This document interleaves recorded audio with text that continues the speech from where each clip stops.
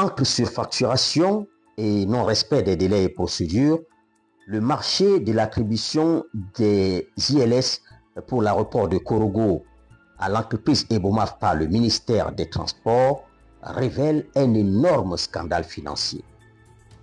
Au cœur de ce scandale financier se trouve le ministre des Transports, Amadou Koné, et l'entreprise Ebomaf du Burkinabé, Mahamadou Bonkongo. C'est en 2018 que Ebomaf, entreprise Bonkongo Mahamadou et Fils, se voit attribuer un premier marché ivoirien dans le domaine des aéroports. D'un montant de 68 milliards 664 millions 426 112 francs CFA, le contrat, qui porte sur la réhabilitation des aéroports de Korogo, San Pedro, Séguéla et Kong, est accordé de gré à gré dans des conditions jugées opaques à la Société des droits burkinabé.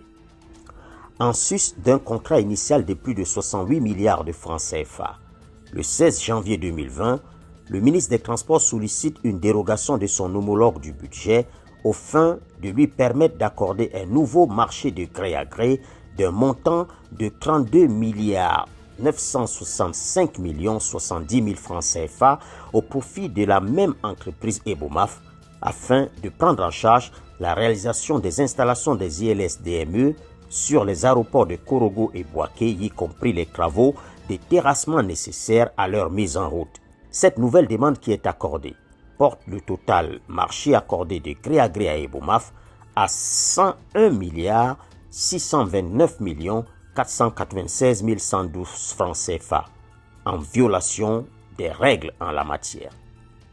En effet, si le gré à gré est tout à fait légal, il est encadré par des conditions très précises afin d'éviter des abus et du favoritisme. Entre autres exigences fondamentales, il y a celle de justifier d'une forte expérience dans l'activité par l'entreprise choisie. Or, au moment de la signature du premier marché comme lors de l'octroi du second contrat, Ebomaf ne justifiait pratiquement d'aucune référence dans le domaine de la construction des aéroports.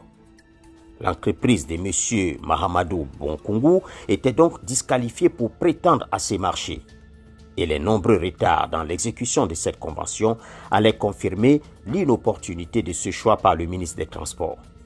Le Code des marchés publics prévoit par ailleurs que lorsque l'entreprise désignée pour une entente directe est déclarée apte et qualifiée pour le marché, l'État s'assure que ses prix restent compétitifs. Dans le cadre du premier marché, du montant de 68 milliards 664 millions 426 112 francs CFA, nous n'avons retrouvé aucune trace de négociation des coûts entre Ebomaf et le ministère des Transports, comme l'exige la législation qui encadre le gré à gré. Par contre, nous avons pu nous procurer des documents sur des négociations de prix entre l'entreprise et le ministère sur le marché de l'installation des ILS, Instrument Landing System, un outil d'assistance à l'atterrissage des avions. Et ce document révèle une irréfutable surfacturation. En fait, comme l'indique le procès verbal des négociations dont nous avons pu obtenir une copie, à l'issue des négociations, Ebomaf marque son accord pour installer l'ILS de l'aéroport de Korogo à 10 milliards 367 millions de francs CFA. La séance de travail s'est tenue le 12 décembre 2019 à 17 h dans la salle DADR du BNET, Bureau national d'études techniques et de développement.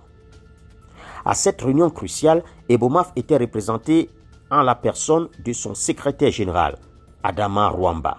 Étaient également présents des responsables du BNET et de la Sodexam, Société d'exploitation et de développement aéroportuaire, aéronautique et météorologique. Il nous semble important de marquer une pause à ce niveau-ci pour mieux expliquer les choses aux gens. Le 12 décembre 2019, une rencontre de négociation des prix se tient au siège du BNET à Abidjan. Prennent part à cette rencontre le représentant de Ebomaf, le représentant de la Sodexam et le DG, le directeur général du BNET lui-même. À l'issue de cette rencontre sanctionnée par un PV, un procès verbal, Ebomaf s'engage à installer l'ILS à l'aéroport de Korogo pour 10 milliards 367 millions de francs CFA. Pourtant, et de façon surprenante, le ministère des Transports accorde à Ebomaf le marché d'installation de l'ILS de Korogo pour plus du double du montant initialement convenu, comme l'atteste le contrat signé à cette fin dont nous avons pu nous procurer copie, révélant ainsi de manière incontestable de la surfacturation. Afin de matérialiser ce nouveau contrat, le ministre des Transports Amadou Koné demandera à son homologue du budget de l'autoriser à passer un nouveau gré à gré avec Ebomaf d'un montant de 32 milliards 965 millions 70 000 francs CFA. Cette somme correspond à 23 milliards 175 millions 200 000 francs CFA pour l'installation de l'ILS de Korogo et pour 9 milliards 789 millions 870 000 francs CFA pour celui de Boaké.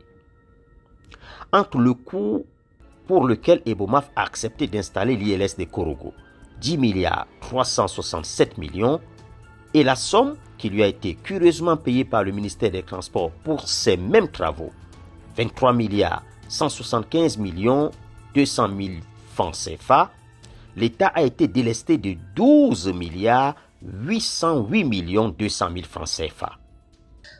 Alors entendons-nous bien. L'entreprise Ebomaf s'est engagée sur PV à installer l'ILS à l'aéroport de Korogo pour 10 milliards de francs CFA. Le ministre des Transports demande à Ebomaf de lui faire une facture et un devis plutôt pour 23 milliards de francs CFA. Cela s'appelle tout simplement de la surfacturation. Notre enquête a pu mettre en évidence la méthode par laquelle les 12 milliards 808 millions 200 000 francs CFA surfacturés à l'État seront habilement récupérés, notamment à travers des travaux fictifs facturés. Dans ce contrat, il est ainsi facturé des travaux de remblai, entre guillemets en terrain meuble, à 2 milliards 775 millions et d'autres dits remblais provenant d'emprunts pour prolongement de la piste qui sont facturés à 9 milliards 375 millions de francs CFA. Nous avons demandé à un ingénieur des BTP proche du dossier des travaux de l'aéroport de Korogo de se prononcer sur le tableau des devis d'Ebomaf et sa conclusion est sans embâche.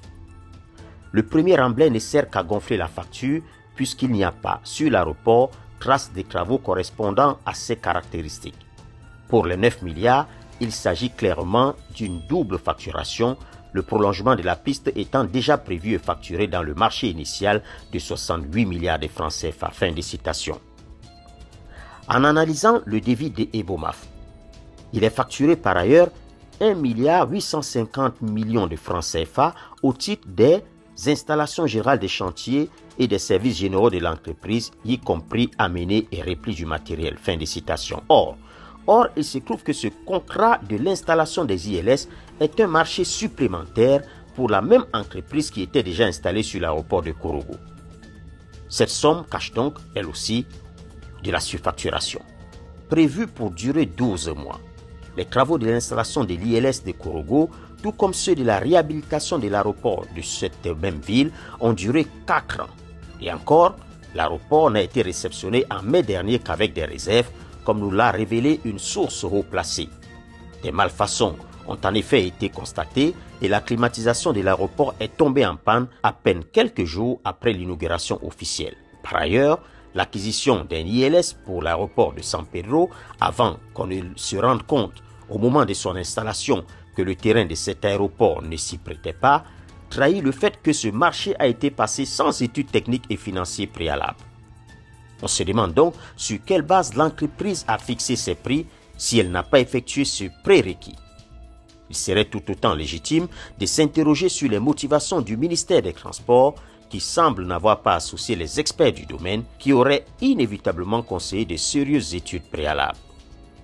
L'ILS, dont l'installation sur l'aéroport de San Pedro avait été facturée à un peu plus de 4 milliards de francs CFA, sera finalement déployé à Boaké pour 9 milliards 789 millions 870 000 francs CFA.